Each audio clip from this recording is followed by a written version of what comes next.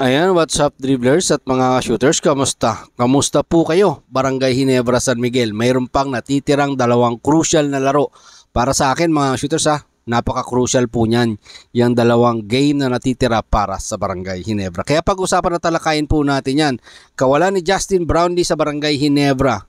Issue sa doping test. Kakulangan sa transparency. Bumabagabag sa PBA. Talakayin din at pag-usapan po natin yan sa video ito, pero bago yan, kung kayo po yung napapadaan at nagugustuhan ng ating video, ako po yung maglalambing, pahingi po ng isang like, share, comment down below, and don't forget to subscribe and hit that notification bell button para lagi po tayong updated sa ating mga video. Mga shooters, eto nga pong Barangay Ginebra para sa akin, may natitira pa silang dalawang crucial na laro. Bakit crucial?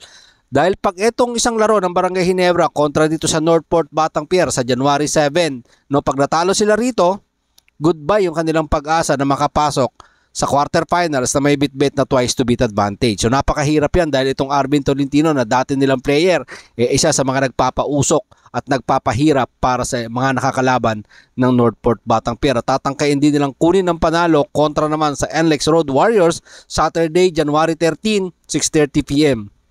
So kailangan, yung laban na yan kontra do sa Northport sa January 7, kailangan ipanalo nila Coach Tim Cone ng buong Barangay Ginebra nila Scotty Thompson. Pag hindi nila na ipanalo itong dalawang remaining game nila mga shooters, mawawala yung pag-asa nila makapasok sa twice to beat advantage, na makakuha sila ng twice to beat advantage. Pero para sa akin, kakayanin ng Barangay Ginebra, nakita naman natin, etong kakayahan nila Scotty Thompson, dapat lang magtulong-tulong sila rito. Alam natin itong Meralco, yung Phoenix, San Miguel, medyo mabibigat din. At naghahanga din na makapasok at makakuha ng twice to beat advantage dito sa quarterfinals mga shooters. Dahil, ang Barangay Ginebra kasalukuyan, pang-5 sila sa team standing. Diba? Sumusunod sila sa San Miguel at pangatlo nga yung Meralco dyan. At ang mabigat nun, yung Junmar Pajardo, pabalik na para sa San Miguel Beermen. Kailangan matalo ng 2 beses ang Phoenix Fuel Master. Kailangan matalo ng minsan ang San Miguel Beermen na magbabalik na si Junmar. At kailangan matalo ang Meralco para magkaroon ng chance ang Barangay Ginebra na makapasok sa quarterfinals na may bit-bit na twice to beat. Pero kailangan muna ipanalo ng Barangay Ginebra yung dalawang natitirang laro. Kaya para sa akin, crucial po talaga etong natitira at nalalabing laro ng Barangay Ginebra San Miguel. Kung kailangan nilang ipanalo yan kung gusto nilang masungkit yung isa sa twice to beat advantage. Diba? Kailangan mag-step up ng mga locals dito ng Barangay Ginebra. Kailangan ito ni Bishop magpakitang gilas dito. Kailangan nila Scotty Thompson ang tikas at galaw nila rito. Diba? Well, mga shooters, nakita naman natin yung Scotty Thompson nung kanyang wala siya nung laban sa Phoenix, laban sa San Miguel. Medyo talagang inalat yung Barangay Ginebra. Iba talaga kapag nandyan yung Scotty Thompson.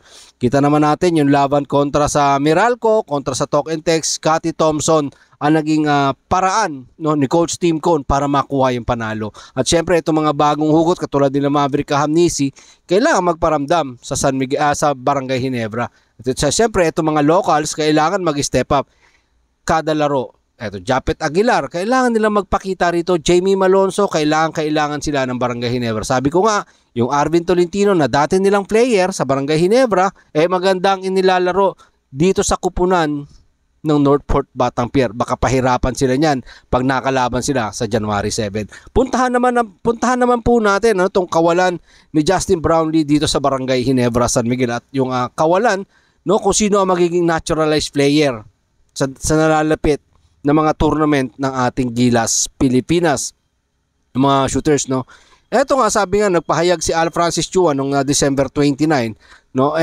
Para sa akin, ito dapat bumagabag talaga to sa PBA. Yung kawalan ni Justin Brownlee sa issue sa doping test, kakulangan sa transparency, dapat yan ay ayusin ng PBA at ayusin ng ating samahang basketball ng Pilipinas. Yung mga katulad nito, mga shooters, inihayag nga ni Governor Al Francis Chua na si Brownlee nakilala sa kanyang kababaang loob ay hindi pa bumabalik sa Pilipinas dahil sa kahihiya. Nahihiya po si Justin Brownlee na bumalik, 'di ba? Dahil sa nangyari pong carboxy THC na nagdulot ng takot na posibleng paratang sa paggamit sa kanya ng droga, which is na hindi naman ginagawa ni Justin Brownlee yung paggamit ng droga. Mga shooters, hindi natin alam kung ano nga ba naging epekto nito sa kanya, 'di ba?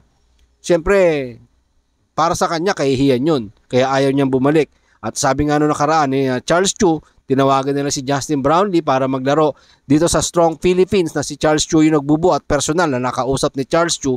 Etong si Justin Brownlee at gusto niyang maglaro para dito sa Strong Philippines at maging kakampi si Dwight Howard, 'di ba? Maglalaro diyan. Andre Blatz, of course, Ronaldo Valkman na napapabalita rin, nahuhugutin din po diyan para makasama nila Kevin Kiambao. Etong si Justin Brownlee. Ang tanong, papayagan nga ba?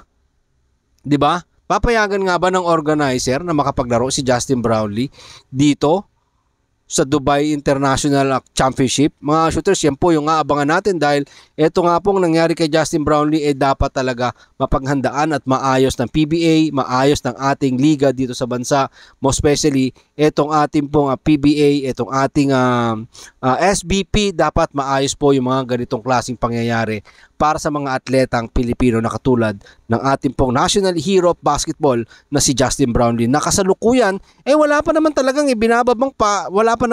ibinababang suspension 'Di ba? Puro spekulasyon pa lang naman talaga itong mga nandito na bababa ng desisyon, magbababa ng suspension para kay Justin Brownlee. Pero so far, mga shooters, wala pa pong ibinababang suspension para kay Justin Brownlee sa International Testing Agency o ITA sa pagsusuri nga nung kanyang doping test, nung pag-ihi na yan ni Justin Brownlee na nagpakita ng siya ay gumagamit ng ipinagbabawal na cannabis. 'Di ba? So abangan po natin yan mga shooters kung ano nga ba ang magiging dulot nito para kay Justin Brownlee. Pero ako hinahanap at gusto nating makitang muli at makasama ng ating Gilas Pilipinas ng Barangay Ginebra si Justin Brownlee na naglalaro para sa ating kupunan. Maraming pong salamat sa inyong panonood. Ano man po ang inyong opinion, pag-usapan po natin dyan sa comment section. Ingat and God bless everyone. Adjourn!